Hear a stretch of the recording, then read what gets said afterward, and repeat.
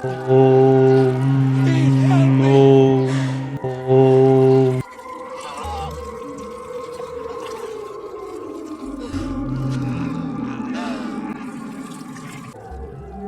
Hello दोस्तों, आज मैं फिर आपके बीच आया हूं एक हॉरर और इंटरेस्टिंग स्टोरी को लेकर, जो मूवी 2022 में रिलीज हुई थी और यह मैट्रियार्क नाम की मूवी लोगों के बीच बहुत पसंद की गई थी।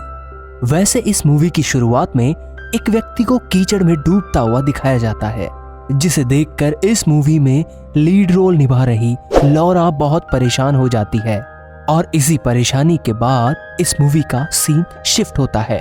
अब दिखता है कि लॉरा सड़क से जा रही होती है कि तभी उसको एक माँ दिखती है जो अपनी बेटी को मार रही थी और यह देखकर लॉरा उनके पास जाती है और उसे मारने के लिए मना करती है, लेकिन लॉरा को नशे में देखकर वहां खड़ी माँ और बेटी उसे भगा देती है। लॉरा को इस बात का बहुत दुख होता है। इसके बाद लॉरा अपने घर आ जाती है। वह रोज की तरह आज भी नशे के कई डोज लेती है और वहीं सो जाती है। वह जमीन पर लेटी है कि तभी वहां काले रंग का लिक्विड उसकी ओर बढ़ता आ रहा है। वहां कुछ अजीब सा होता है, जिसके बाद वह उठकर खड़ी हो जाती है और बाहर की तरफ भागती है, लेकिन वह बाहर देखती है कि वही औरत जो उसे रोड पर मिली थी वह अपने बच्चे को खा रही है। यह देखकर वह बहुत ज्यादा परेशान हो जाती है और अचानक चौंक कर उठ जाती है। वह पाती है कि यह सब एक बहुत बुरा सपना था, जो उसे ज्यादा अल्कोहल और निकोटिन लेने के कारण आता रहता है।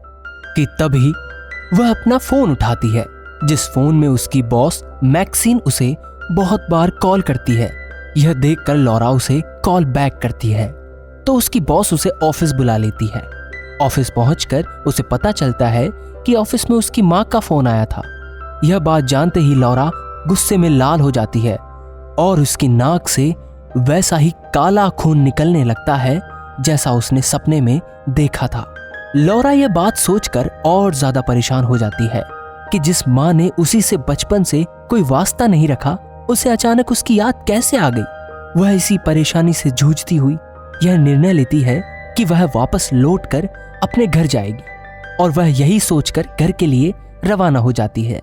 लेकिन जब वह वहां पर पहुंचती है तो उसे देखकर लगता है कि वहां सब वैसा ही है जैसा वह छोड़कर गई थी। वह सोचती थी कि अब उसकी माँ बहुत बुजुर्ग हो गई होगी, लेकिन जब वह वहां जाकर देखती है तो उसकी माँ सेलिया वैसी ही मिलती है जैसे वह छोड़कर गई थी। अब लॉरा वहां जाते ही सबसे पहले उस गार्डन में जाती है जहां वह अक्सर अपनी माँ के डर से छुप जाया करती थी। वहां लॉरा को अपने बचपन के दोस्त एबी मिलती है। दोनों के बीच कुछ देर तक बातचीत होती है, जिसमें लॉरा बताती है कि वह अपनी माँ से कभी नहीं मिलना चाहती थी, क्योंकि उसकी माँ ने उसको बचपन में बहुत परेशान किया है और उसको उसकी माँ की वजह से ही घर छोड़ना पड़ा था। लेकिन लॉरा की इस बात पर एबी उसको समझाती है कि ऐसा बिल्कुल नहीं है। उसकी माँ भी उससे बेहद प्यार करती है। उसकी माँ लॉरा के साथ हमेशा साथ रहना चाहती थी, लेकिन ऐसा हो न सका। यह सब सुनकर लॉरा दौड़ते हुए अपने घर की तरफ जाती है, जहां वह देखती है कि उसकी माँ घर पर उसका बेसब्री से इंतजार कर रही है। बस कुछ ही सेकंड में माँ और बेटी आमने सामने होती है, जिसमें लॉरा की माँ कहती है कि तुम बहुत थक गई होगी, जाओ अपने कमरे में सो जाओ। अब लॉरा भी अपनी माँ की बात सुनकर कमरे में चली जाती है। कुछ देर बाद लॉरा की माँ लॉरा को पानी देने कमरे पर जाती है। फिर दोनों के बीच कुछ बातचीत होती है, जिसमें लॉरा को पता चलता है कि उसकी माँ उससे बेहद प्यार करती है, लेकिन लॉरा के पिता की मौत के बाद उसकी माँ पूरी तरह से टूट गई थी, इसलिए उसको लॉरा के जन्म पर उतनी खुशी नहीं हुई जितनी होनी चाहिए थी।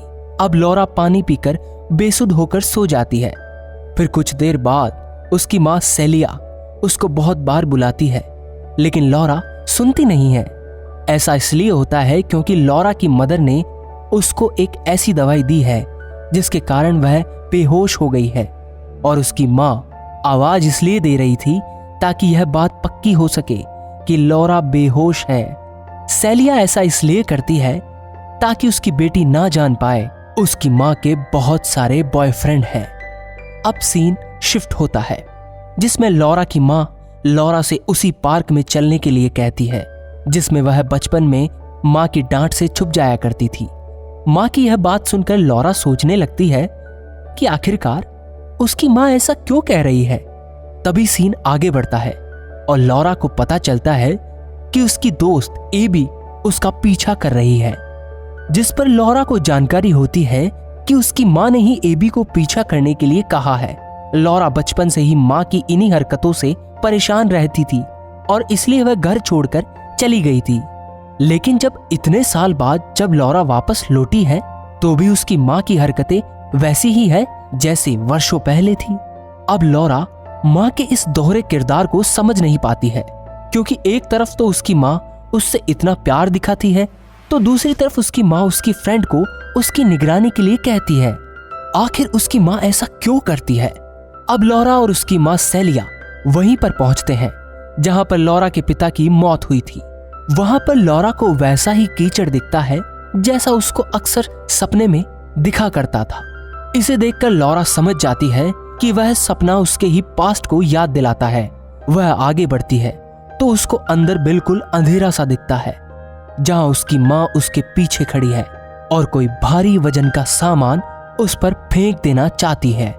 अब लॉरा फिर से आगे बढ़ जाती है ताकि वह बच जाए, लेकिन अब लॉरा यह बात भली भांति जान जाती है कि उसकी माँ उससे प्यार नहीं करती है, बल्कि यह सब एक नाटक है।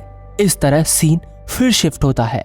अब लॉरा और उसकी माँ को एक ऐसी बीमारी से ग्रसित दिखाया जाता है जिसमें दोनों का शरीर बिल्कुल काला होने लगता है और उनके शरीर से लाल खून की जगह काला खून बहता है। अब यह जो बीमारी है वह केवल लॉरा और उसकी माँ को नहीं बल्कि आसपास रहने वाले सभी लोगों को है, और इस बीमारी से लॉरा और उसकी माँ बहुत परेशान रहती है कि तभी हम देखते हैं कि लॉरा की माँ के पास एक फोन आता है जिसमें उसे चर्च बुलाया जाता है, लेकिन लॉरा की माँ वहां जाने से मना कर देती है। उसकी यह बात सुनकर फोन कट जाता है, लेकिन कुछ ही समय बाद एक व्यक्ति चर्च आता है और लॉरा को अपने साथ ले जाने की जिद करने लगता है और फिर लॉरा उसके साथ चर्च चली जाती है।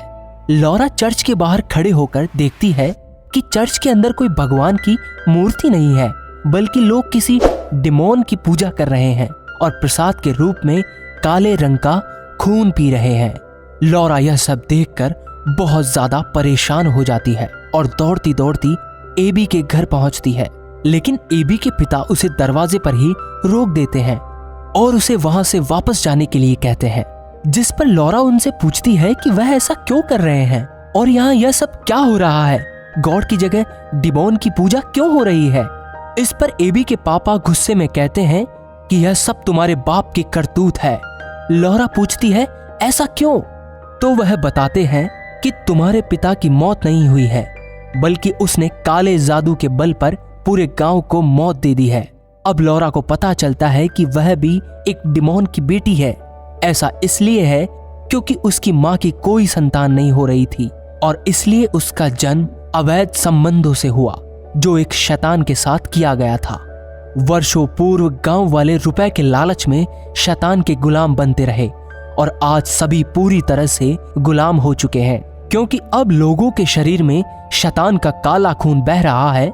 लेकिन अब लॉरा यह सब खत्म करना चाहती है, इसलिए वह वापस दौड़कर उसी चर्च की तरफ जाती है और वहां जाकर देखती है कि सभी लोग बहुत तेज दर्द में चिल्ला रहे हैं।